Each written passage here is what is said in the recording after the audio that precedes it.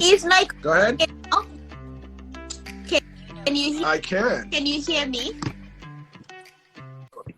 Okay, because I did what you asked me to do, so I hope The audio is better? The network will be Okay, perfect. I want to get the camera so we can, mm-hmm. so I can see you face to face.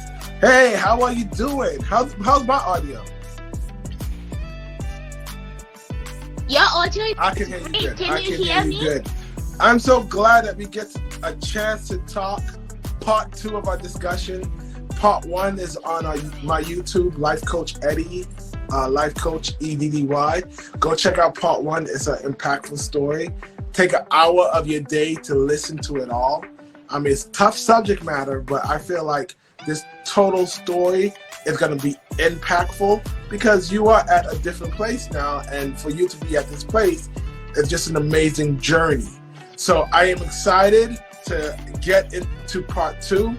One thing I want to talk about before we get to Part 2 is some things like, you know, you have a very, very tough journey. So we just got to be careful with moderation and YouTube, and you know, they can ban or give me a community violation for certain subject matter. So I would encourage, as we speak about certain things, we can talk about abuse or sexual abuse or violence, or we don't talk about the specific scenario, but we say enough to what we understand what it is, you know, because I want this content to go out there and not get banned at all. You know, so we got to be very careful on how we word certain things, like unaliving instead of the other word.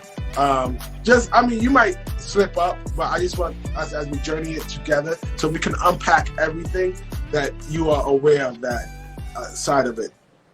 So saying that, to recap everything from last week, right? You was 5 years old. You saw your father life taken by two individuals who came in, from a family member who betrayed your father, and then you were traveling with a family at that time. You would get sent over with your aunt. Your aunt sent you over to a family of Tutsis and in a house full of Tutsis, and you guys were traveling during the day, hiding under bodies, and at night you would run, right? And then you were caught at a border or a checkpoint, and then they separated you, and you saw that family life taken also. And then from there, you went to a church, and you got so excited, like, oh my God, you're finally at a church. 3 nuns came out, and they did the same thing. They said Tutsis here, Hutu over here, and they unalived everyone, right? They just took everyone's lives, right? And then for some reason, you were pulled into a bathroom, and you were the only one that survived. And that's where we left. If you guys want to hear the full details of the story, go check out Part 1. It's an impactful story.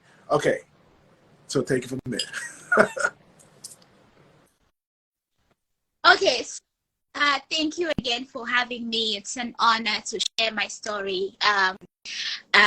Last week was a little bit heavy because that part of my story is a very heavy. It's filled with a lot of trauma. So hopefully the second part will be less traumatic than the first. It can be traumatic. So just describe it in a way where we can express it and we get the impact of it without, like, okay, yeah. I mean, it can be traumatic. You may have a worse story to tell, but I think the whole journey in totality, because one thing I can say about your story, I see God in your story through and through.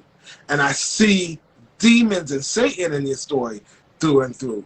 So when we unpacked it at the end and we talk about the totality of it, it's just going to be powerful. I'm not there to discuss that yet, but like we're going through the journey together. Okay, go ahead. So now, after that situation happened, the traumatic thing happened in the church, then one of the nun just opened the door on me and she just asked me to leave, and I ran out of the church. So you were the only one alive at that time that you couldn't remember. So she opened the door and she saw you, and she was shocked to see you? Oh, wow. Yes, she was shocked. She was shocked, and she just chased me out of the bathroom. So I just ran out, and then I just started running. Now, from the church to the refugee camp, the Ugandan refugee camp, I do not have any memory. Like my brain is literally blank. I had to go through 15 therapists, and literally that part is completely blank. So some of the therapists that took me through the process, they said that I may have undergone like a big traumatic incident, that my brain, because I was a little girl, my brain completely shut down. So they said with time, when there will be a trigger, maybe I will remember. So I don't know how I found myself from Butare to Uganda. You were from Rwanda, and the last thing you remember was when you was in Uganda in a refugee camp. Yeah, so then I found myself in the... Now, for me, the refugee camp was a safe haven. Like, when I got there, like I was explaining before, like, it was a horror. Like, in the morning, we had to hide. At night, we had to run. So when I finally got to the refugee camp, even though it was like a sanitary situation, the food and whatever was not great, but to me, it was a safe haven because I didn't have to run, and I was surrounded by people that had undergone trauma, but we were no longer afraid because there were no longer people trying to take our lives. So I found myself in the refugee camp, and again, like they put us with many other kids, and of course, here I am. I posted a picture of me, how I looked when I was in the refugee camp. So I didn't have any like physical but I had traumatic scars. I had PTSD. Yeah. I was traumatized. And so miraculously, I would say God did it, because there were so many refugee camps, but by God, I was in the same refugee camp with my grandmother, my mother. Okay. So like I said last week, my mother, my dad's mother was Hutu, but her mother was Tutsi.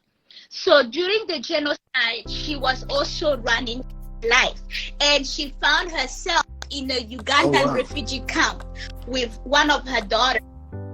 So we found ourselves, we were reunited. So I was reunited with my grandmother. Okay, and my so aunt once you got to refugee camp, you was reunited. And like, can you explain, like, from 5 to 10 years old, how did that journey look? How long you were at the refugee camp? Where did you leave from there? Who did you stay with? You know, I want to package it because I want to capture like from 5 to like probably when you got to adult age, you know, and I want to capture a lot. So. Okay. So the Ugandan refugee camp, I did not stay there for long because we left Uganda to go to a country called Burkina Faso November 3rd, 1994. So I don't know the day I arrived in the Ugandan refugee camp. All I know was the day I left Uganda to go to Burkina, which was November 3rd, 1994. So in November 3rd, 1994, my grandmother, my aunt, and I, we flew out of Uganda to Burkina Faso to go to my aunt, the eldest daughter of my grandmother. So we were reunited in Burkina Faso. So it was like because they thought we were all dead. So it was like, you know, they were excited to see us. But I was just for me, the time in the refugee camp brought me close to my grandmother. Like I said, my father raised me, but also my grandmother was also raising me. So I would spend time with my grandmother and my dad. So he would take me to my grandmother's house. So I became very close to my grandmother. Like I was very, very close to her. So when we got to Burkina, again, I had PTSD. I could not sleep at night. Like I could not sleep at night. So I was really traumatized. I couldn't sleep. Anything was a trigger. A fork was a trigger. A knife was everything. Any sharp thing was a trigger to me. So they took through therapy. The first 4 therapies said there is no, I cannot be a normal child. I would not be able to focus. I would not be able to be like a normal child because of the level of trauma that I had.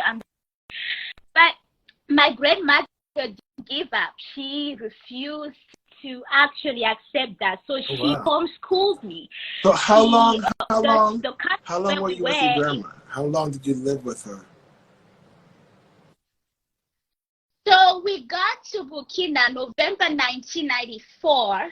And my grandmother passed away October 1999. So it was for 5 years you were with your grandma, and you relocated in a different country, and your grandmother was homeschooling you.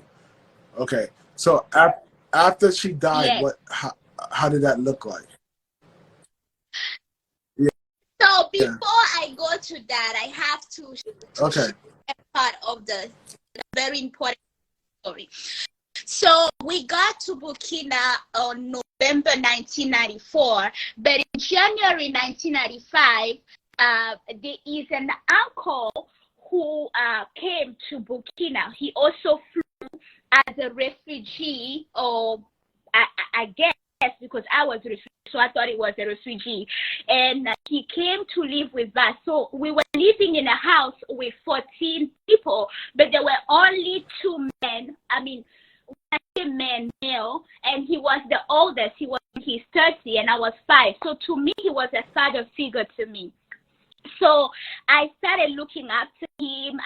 I saw him as a father. Like, I looked up to him as a father. He was very, I mean, he never did anything really wrong to me. He never wronged me. He never, I mean, he was a little bit strict, but it was for my good. Like, he was a father figure. And in 1998, towards the end of 1998, one day he just wakes up and he said, I'm going to South Africa tomorrow. And he did not tell why he was leaving. So I was devastated. My heart was shattered. I was like, why? I couldn't understand why he was leaving without telling us why he was going. And all of a sudden, we cried. We helped him pack his bags. And that night, so he told us the morning, the day of his departure. So the night we went and we said goodbye to him at the airport. The following day, early in the morning, the Interpol, I don't know if you know, Interpol is the international police. It's like the FBI, but the international police. So let's say if the criminal that is on the loose has a warrant, they give that warrant to the international police. So that these, the Interpol read all these cars are surrounding the house, and people with guns. There were officers. There was this this woman, and she comes, and we were three children in the house. Out of the 14, we were 3 children, and out of the 3, she only picks me, and she takes me with her, and she starts examining me, and I'm like, I just didn't understand what was happening. So she takes my mother and my aunt, and they go into a room, and other officers are talking to my grandmother and my aunt and the other adult. And all of a sudden, my grandmother screamed so loud, and I was like, I've never heard her scream like that. So I tried to run to go to her. The lady is trying to hold me. She doesn't want me to go. And when they started seeing that, I was like, I was becoming I was becoming a little bit uneasy. they asked me to go and be with my grandmother. So I went to the room because my grandmother literally almost fainted. So they asked her to go and just lay down in her bed, on her bed. So I went to her bed and I laid down, and when as soon as I got close to her, she just held me and she started crying and crying and weeping, and I still didn't understand what was happening. You know, all these people with guns and like I just didn't understand. So from that incident, I started seeing my grandmother going into a very deep depression, like a very, very, very, very deep depression. And So I what didn't happened? understand. So yes. So, and again, I want to remind you. Do you remember I told you that my dad His life was taken. Tutsi. Yes. So I was with the Hutu family. So now a few months later, one of her favorite son passed away, and before he passed away, she started telling me things of how I should be very careful about her children, how I shouldn't trust her children, which are my uncles and aunts. Because she was Tutsi, but her children was so, Hutu, because the father was Hutu. Oh, wow. Yes. So she didn't trust her own children. So especially not all of them, but yeah, some of them. So she started telling me but she didn't tell me in detail why, what was the reason. Now when my uncle, the one that she loved and the one that she her favorite son passed away, then she told me, she said, Aline, I have to tell you something. And she said, she's like, do you remember the day that uncle left, and the following day the police came? The police came to look for this man because he's one of the men who killed your father. That is crazy. So. And my aunt knew. They knew. They all knew that this man. So everyone knew that this man killed your dad, and you was getting really close with him. And all this time, everyone knew. Yes. And your my grandmother. That's horrific. So I felt betrayed.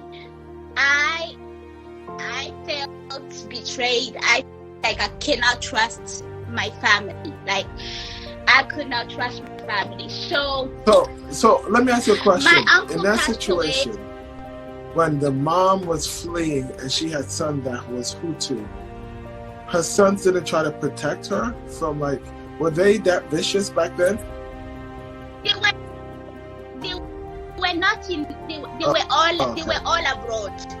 None of her children she only had the last two that were in Rwanda.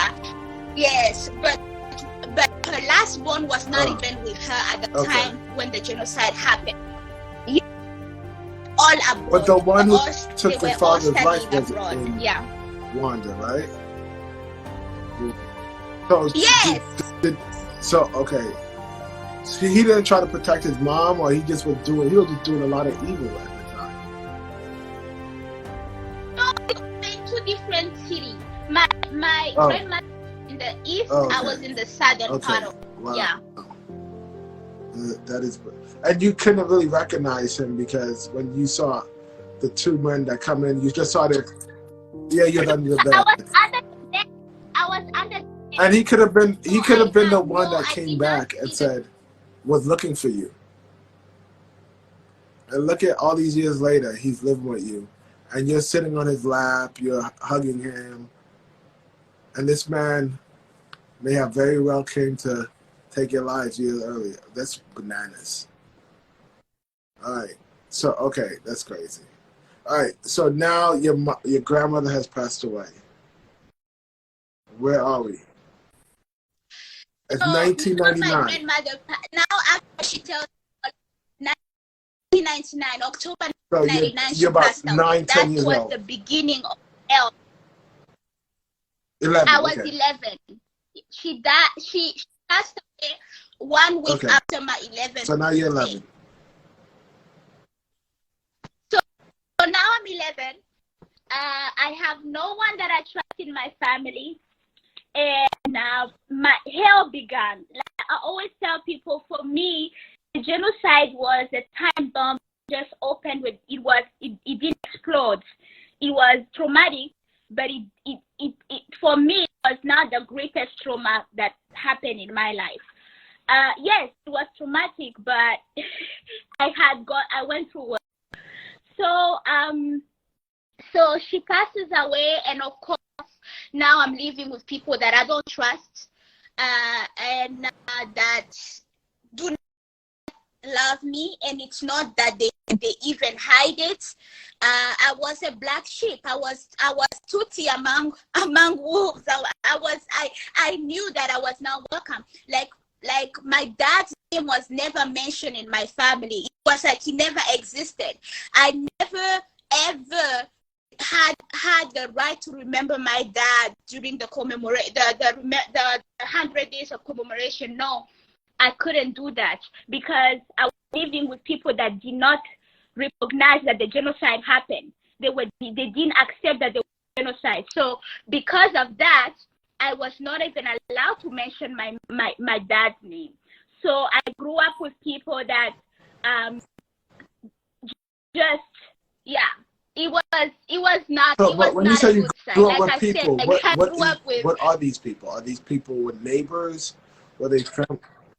This is my family on my Oh, your side. family. This is my But once your family grandma passed side. away, the Yes. last person that really loved you from a genuine place, you really had nobody that really loved you in a way. And but weren't they Tutsis too? Were they Hutus? Who was? No. Oh wow. They were two. Because remember, in my country, we take Yeah, the tribe of us. but Their father they are was all from the refugee camp. Are those sympathizers, Hutu sympathizers that were in the refugee camp? Yeah, but it was not. When I don't want, because I know some of my family will watch this interview. I'm not saying that all of them were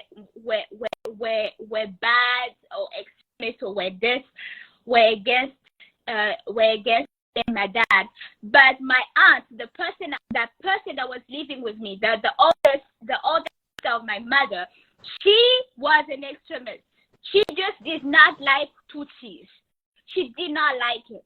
She did not like the fact that my mother, my dad, she did not like it. She just did not like the fact that I was. So your aunt she didn't like the fact that there was your grandmother's child or sister or my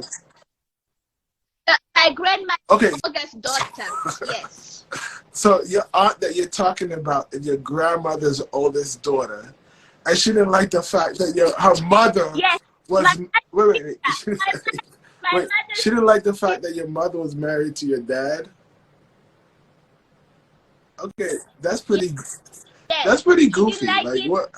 That politics have gotten so ingrained in the mind that they lose sight of the familial relationships. You know, I heard like last week where you said a mother who was a Hutu had Tutsi children and gave them all up to, which is bananas. Yes. It's bananas. So beyond this conversation, what kind of societies that we're living in that is creating or fostering an environment with such savagery? Like, it's crazy. Like, who does that? Like, it's bananas. Okay. All right. Okay, saying that, so now you're living with your family members that do not have any love towards you at all. Like, you know, they outwardly whatever. So I can imagine there's been a level of abuse that you experienced because you weren't. I was Yes. So from 11 to 14, I was filled with anger. Like I had this anger, like I was filled with this resentment and anger. Like I can't even explain to you. Like I was filled with so much anger. And then I went to boarding school because the country where I was, like the best secondary place to go is boarding school. And so I went to a boarding school that was an Assembly of God. Assembly of God. It was a Assembly of God boarding school. Yeah. Yes. I currently go to Assembly of God. That's awesome. Yes. So my aunt was Catholic. So before I went to boarding school, she sat me down and she said, "You are Catholic. You should not pray like these Protestant people. You do not do this. You do not do." So she gave me all these like don't and don't. The first year, because I just, even though she never showed me love, but I was always trying to win her love. I was always like I don't even know how to explain. You're always trying to. It's like, you know, fight for the love. With her. Yeah, so I told myself, you know, if I obey her, maybe she will love me a little, maybe she will accept me, maybe she will do this. Anyway, so then I went and in 2002, January 25th, 2002, I gave my life to Jesus Christ of Nazareth.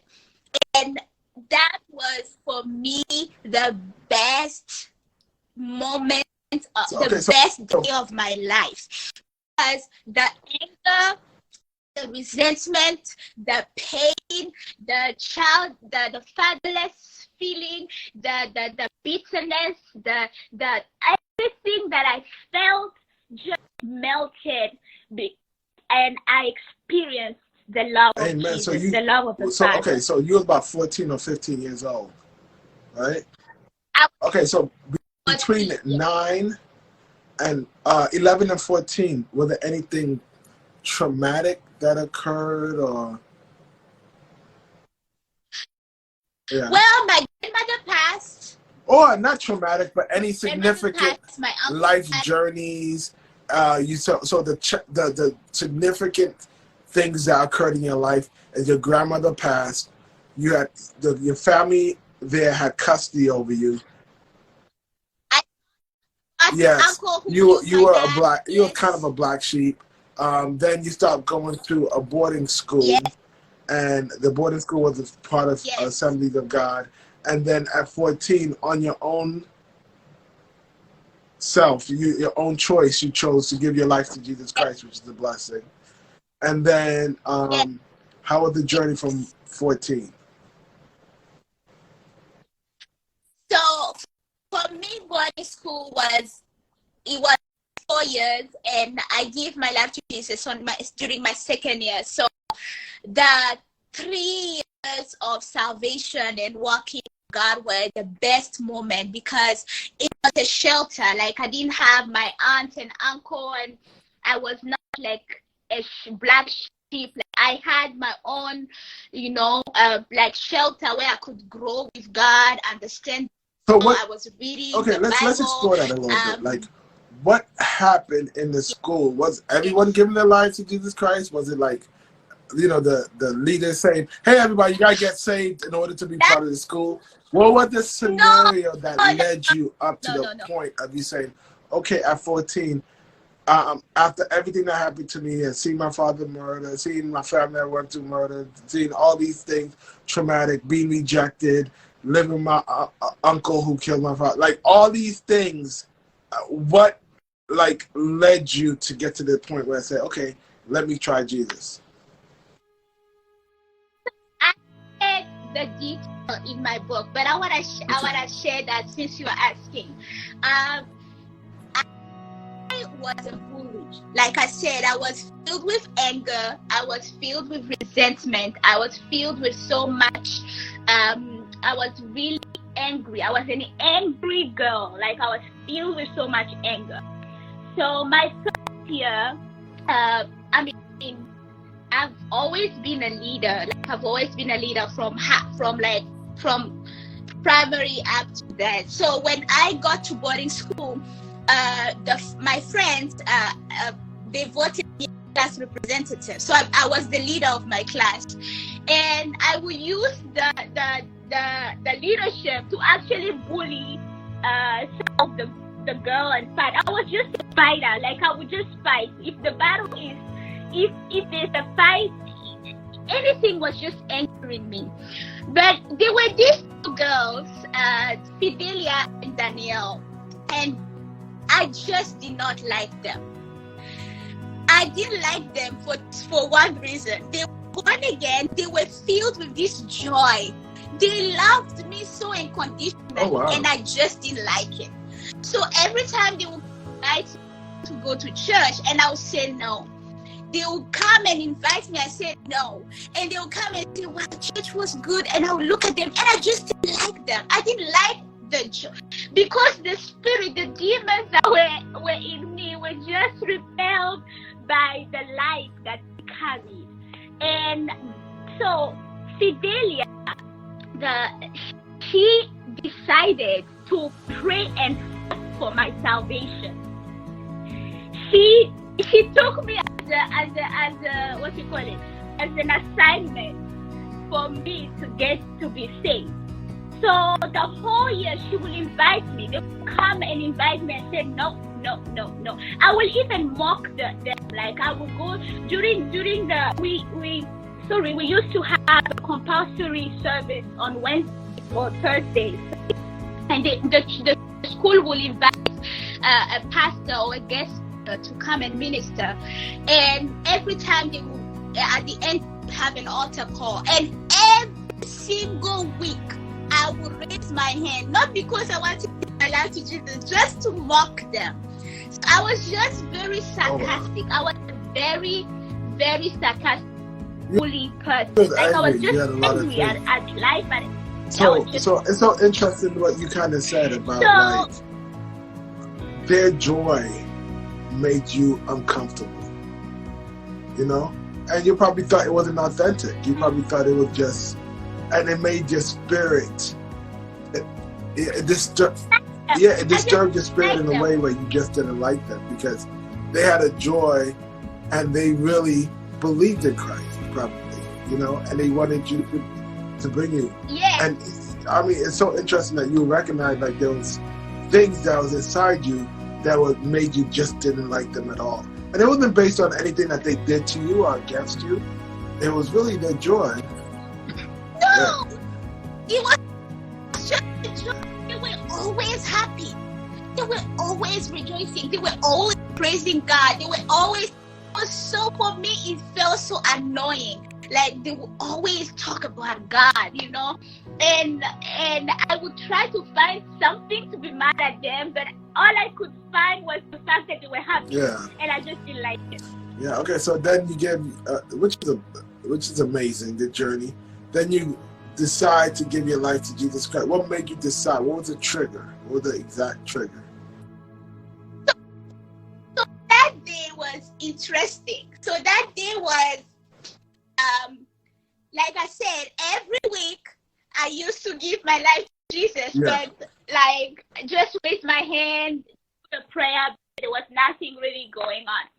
But that day, everybody, I mean, the people, the born again students, they were excited about the guest speaker because they're like, oh my God, this prophet is coming. I didn't even know who the man was, you know. I just didn't care because I was not an Assembly of God person. I just didn't care. It was just one of the day. It was just a day like another.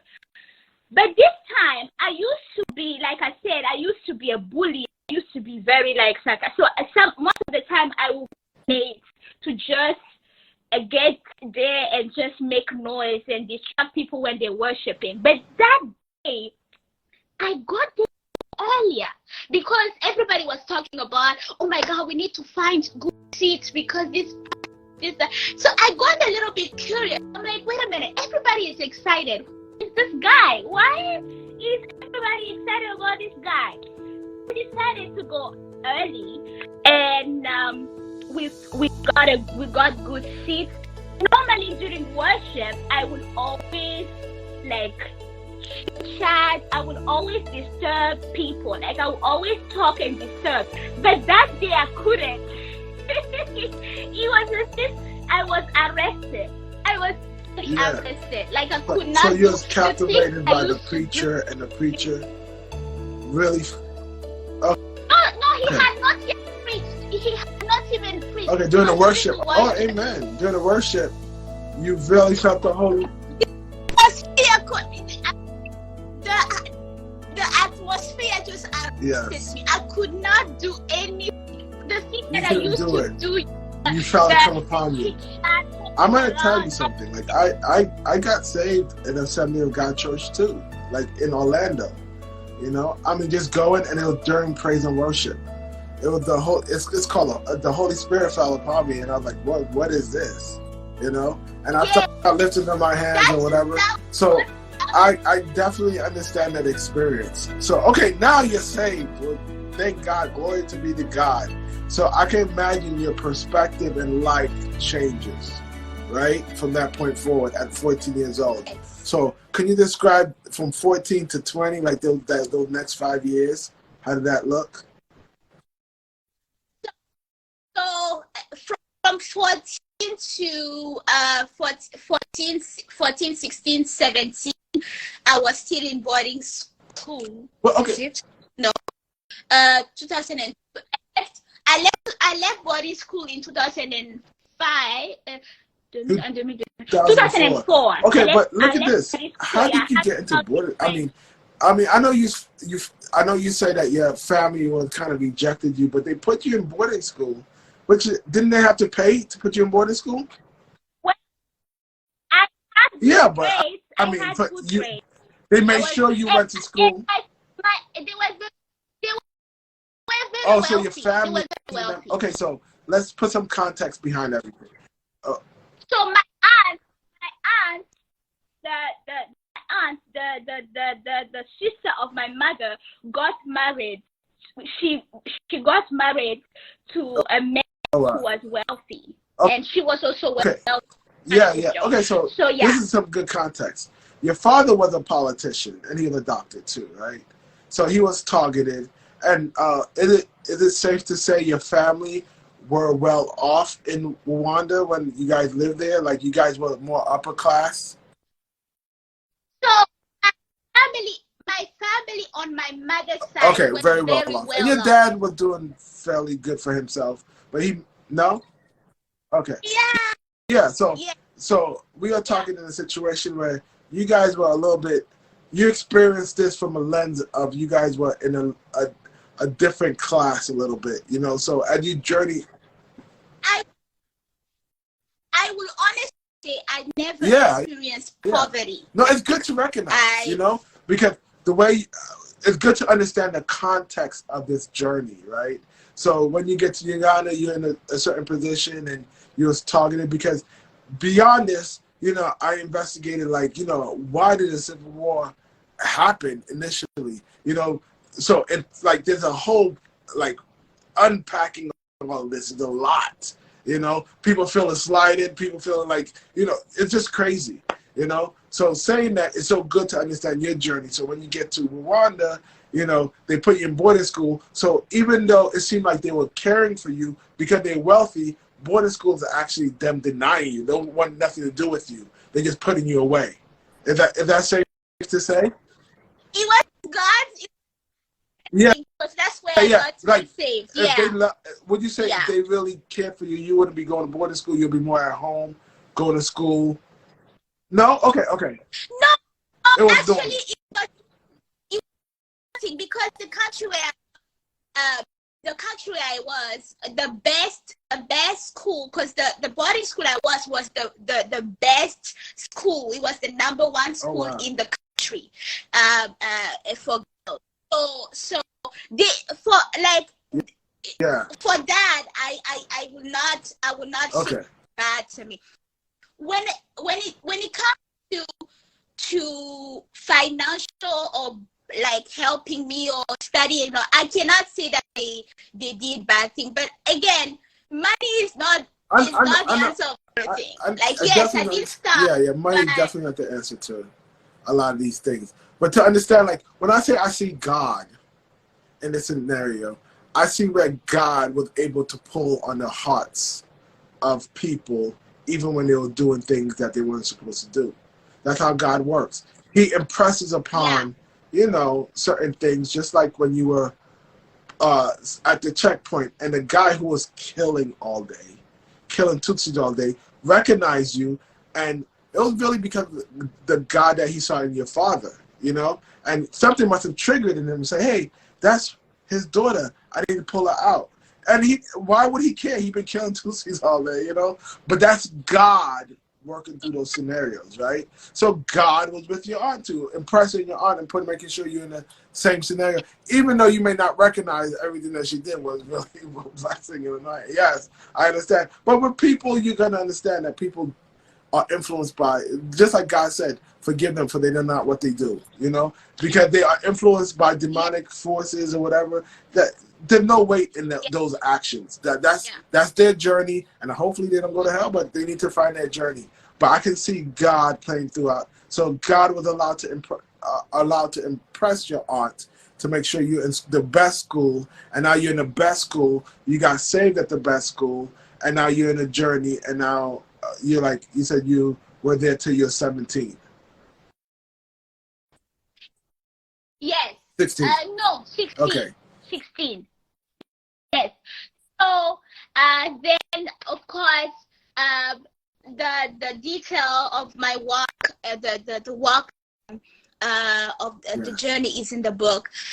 Then I came out of boarding school, which was sad. It was bittersweet because it was a heaven. Like it was, it was like it was my safe heaven. Like it was a place where I grew my faith.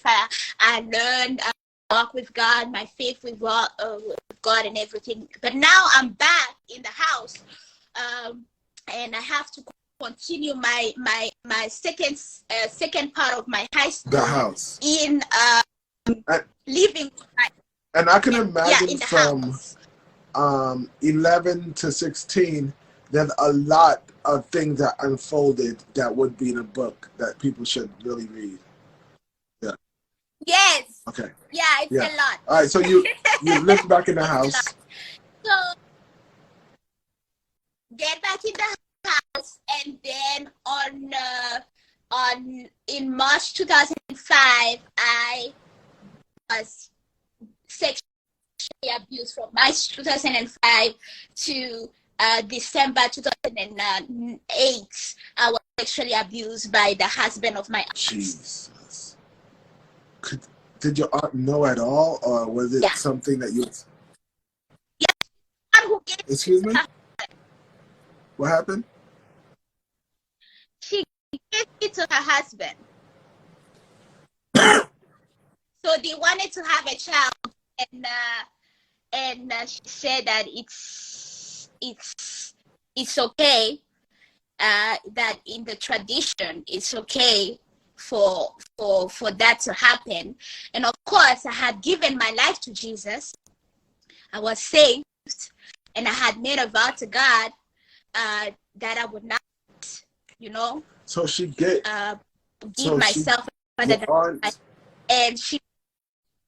Like, I don't want to get in detail because that will get I don't want you to be banned. But what I can say was, it was I will use the R word, the R word. Yeah. I don't know if I can say it. It was first time. It was not something that was consensual.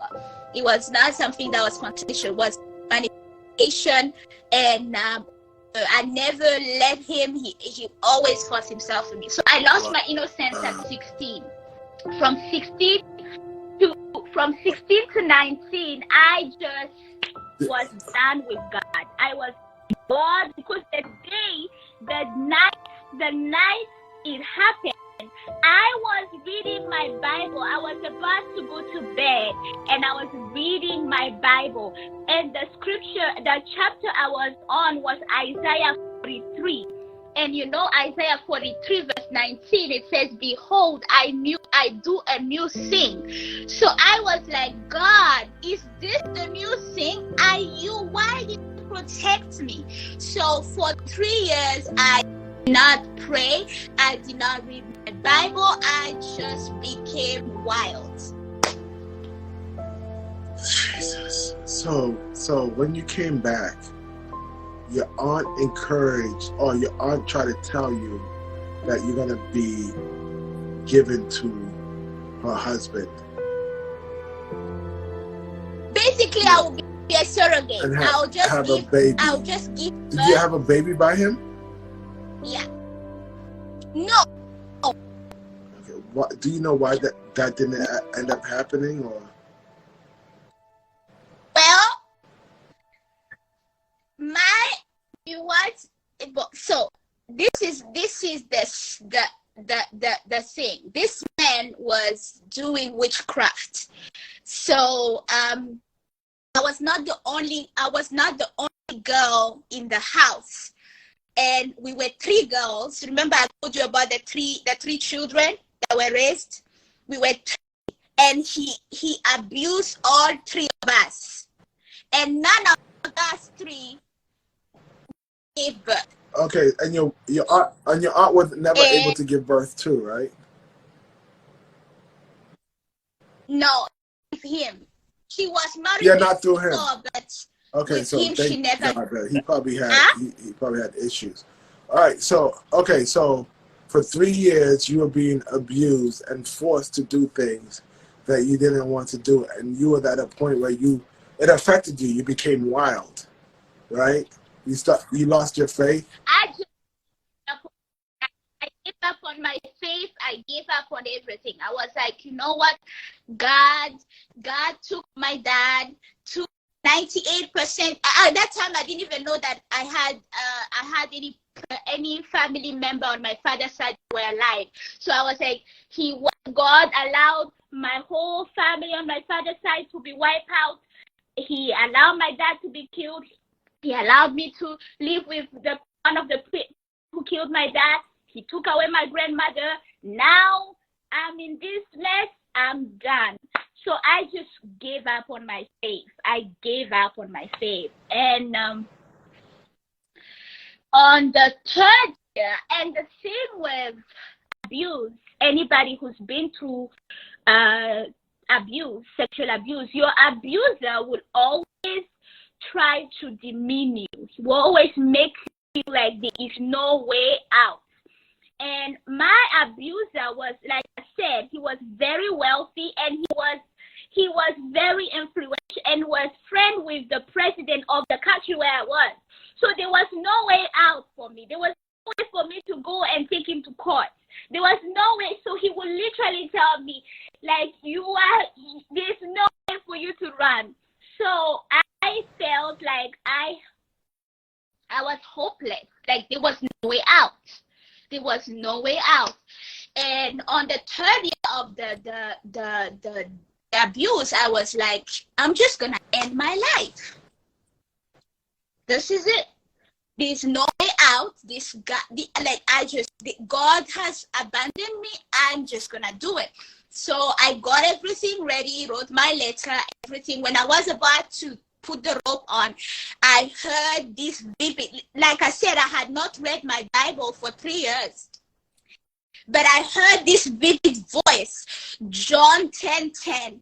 And because I had read my Bible from Genesis to Revelation, from the time I gave my life to Jesus in boarding school, I knew the Bible by heart, like certain verses in Assembly of God Church. They make you like memorize some scriptures. So I knew what that scripture meant, and I remember the scripture: the thief come to steal, kill, and destroy. And at that moment, I had the fear of missing heaven. And for the first time in 3 years, I had a reverent fear of missing heaven.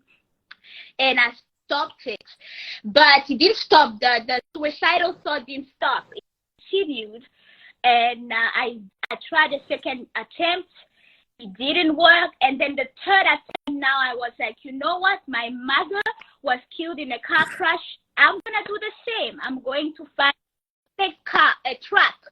I'm going to hit that truck, and then I'll be just done with my life. And my best friends, at the time, we were going to study somewhere, and I didn't know what was happening in the house. They didn't know what was happening because I had not told anybody what was happening. So she came and she's like, "Oh, let's go together." I'm like, no.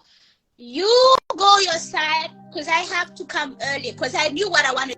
I didn't want her to be with me when I will find that truck. But she was behind me. She was following me behind. So when she saw what I tried to do, because when I saw that truck, I just started to go facing that truck. But the truck just avoided me. And now I'm there and I'm frustrated. I'm like, I failed again. And at that moment, my best friend said, "Hey, you tried to end your life. What's going on?" And I opened up to her and I poured out my heart, and she was born again. So they prayed for me. I had four close friends at the time, and they prayed for me, and the spirit of suicide left me. And the presence of God that I felt in boarding school, the same liquid love that I felt when I gave my life to Jesus, came on me that day. And let's take we're redeemed by the blood of the Lamb and the word of our living testimony. If you notice what triggered a release, or what triggered healing, or what triggered reflection, if you sharing your story up to that point. You know, like I say to everyone, I said this in the living room, sharing your story, we like to share it with counselors or therapists or whatever, regardless of who it is. Family, share your story. Do not do life alone. Sharing your story, there's healing to it. And that's, looking at that, we redeemed by the blood of the Lamb and the word of our living testimony. You've been redeemed. So you let it go. Do not let it in. Satan wants us not to let it in. I think it's important for us to share a story. Okay, so you didn't decide to take your life.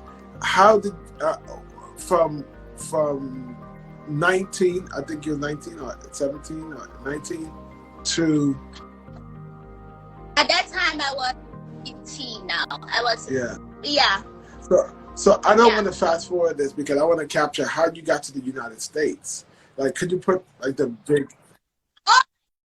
I know that's too far. But I'm gonna jump. Yeah. But we have 13 minutes. I don't know how you... Yes. Oh my goodness. So, in 2 minutes, I would say at that moment, the presence of God came, the love of God came, and that night I had an encounter with Jesus. Literally, I had an encounter with Jesus, and I described the encounter in the book, and I realized, like you said, when you hear my story, you see God every step of the way. Literally, that encounter, Jesus took me every single step of the way to show me that during those 3 years, He was indeed with me. He was with me.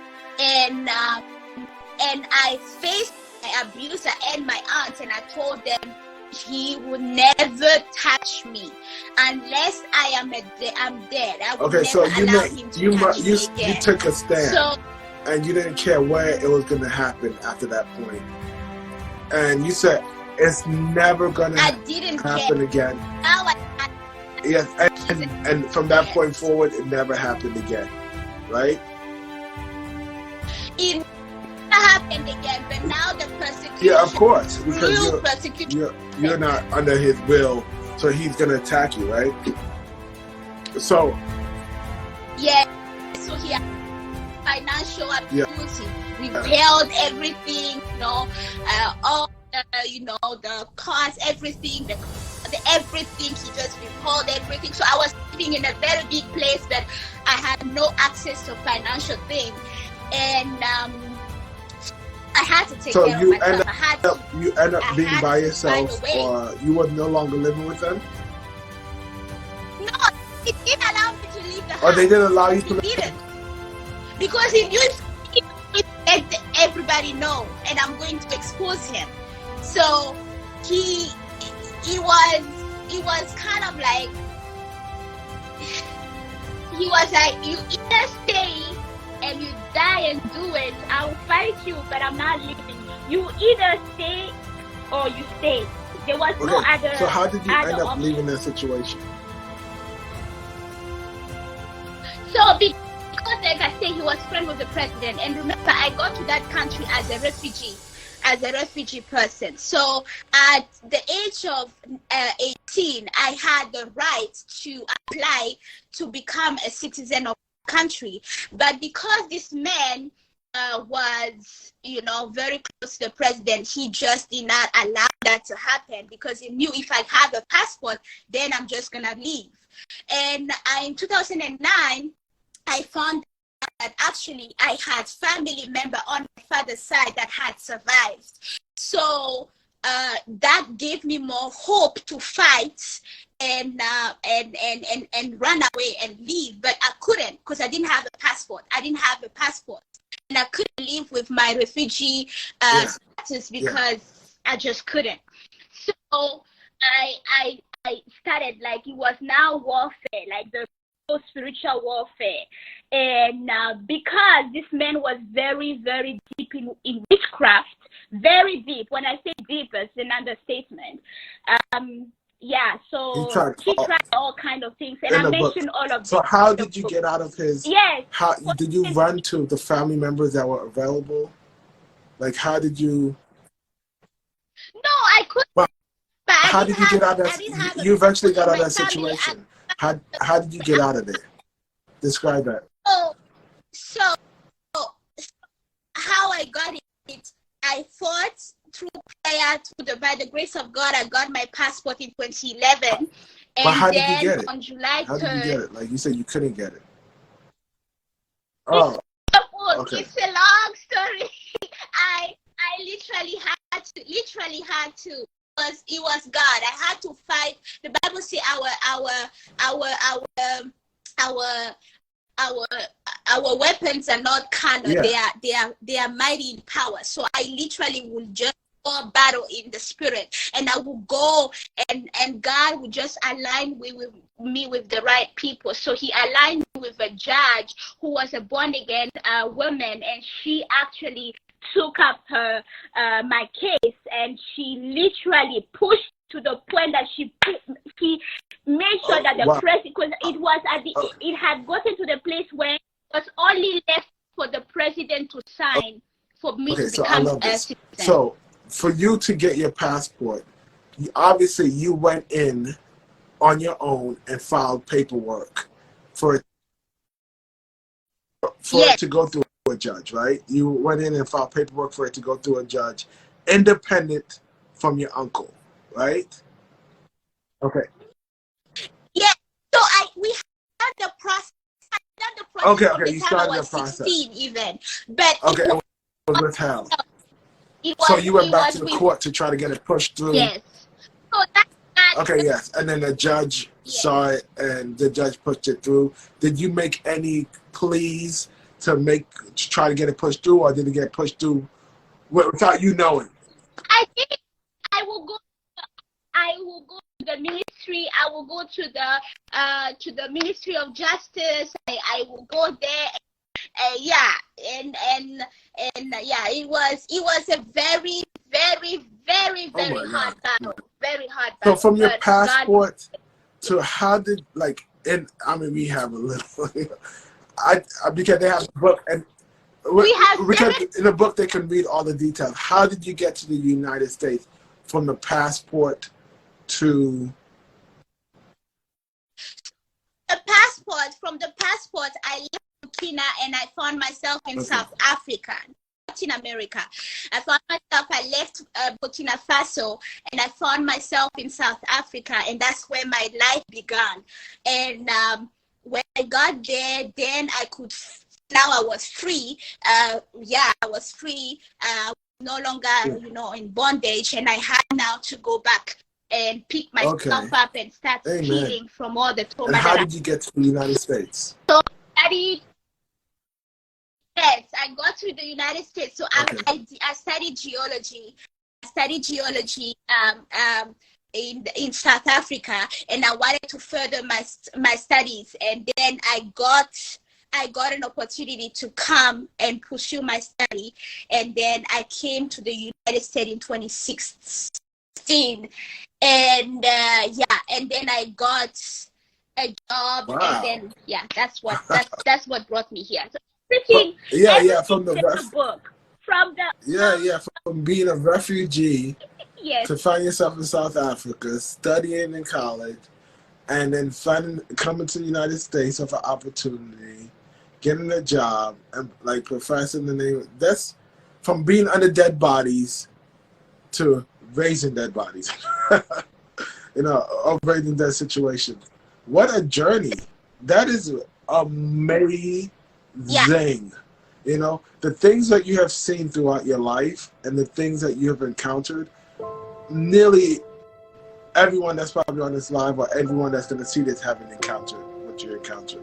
You're one of a select few of people that have encountered the death of life, or the depths of life and darkness of life that a lot of people haven't seen, But thank you for coming and sharing your story bravely. I will definitely send me your book information. I'll put that on this post so people can go read all the details. Part 1 and part 2 has been just amazing to listen to, and to see how, like I said, God has worked in your life in miraculous ways is not given all the credit. He done it all. Like it's not even big enough to say that. It's more than miraculous. What he has done is like beyond like what you can fathom. He has taken you from every situation and even got you in a boarding school, even got you in a place where you needed to you've seen what you need to see to share your story today and help others. I'm happy that you're gonna be a part of our ministry where you're gonna help with trauma and stuff like that, and because you're a life coach yourself, and I would encourage you to continue to coach and continue. I know in our ministry in International Racists, we should have definitely continual trauma, grieving to living. How does that look? And you are a prime example of what that looked like. From grieving to living, grieving from seeing trauma to living a free life in Christ. Living a free life in Christ does not mean everything's happy all the time. What it does mean is you give it to God. So did you have any parting words? That's what I wanted to say. I wanted to say that my journey, even as you read, anybody who will get to read the book, I want them to understand that me writing the book was not actually really to talk more and emphasize more on the pain that I experienced. Because once you really have an encounter with the Lord Jesus Christ of Nazareth, like when you have an encounter with him, you understand that pain is a tool. It's like your pregnancy. Pain is not there to to help us to be just like gold. Like I said, I'm a geologist. When you have gold in the mine, the gold that is shining that everybody likes, it's not like that in the mine. It is very like a gold in the mine will look black. It will look very dirty because it has a lot of impurities. But the fire will refine it. So the fire is not there to do bad to the gold. The fire is there to remove the impurity. So pain builds us. Pain molds us. And for me, everything that I've gone through, from losing my parents, from going through the genocide, from going through abuse, from going through all of these steps, I will not change a thing because I became the person that I am today because of the pain that I experienced. I would never change. But I learned to use that pain and turn that pain into purpose. So what I would everyone listening, you have the power. You can decide. You can make a decision to go from victim to victor.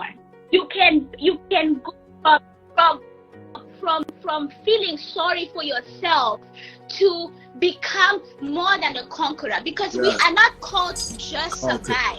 We are called to thrive. Because Jesus said, I have come to give you life and life more abundantly.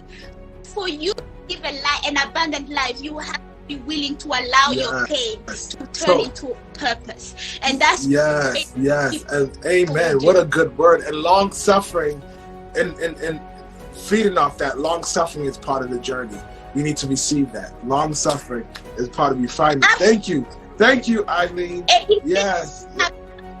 Amen. All right, thank you, Aline. Until next time, part 1 and part 2 is complete. We love the story. Go check out her book. It's going to be eventually in the comment section. I put it in the comment section once I post this. We thank you for coming. Table Talk Tuesday, Aline's story will be up soon. All right. God bless you. Bye.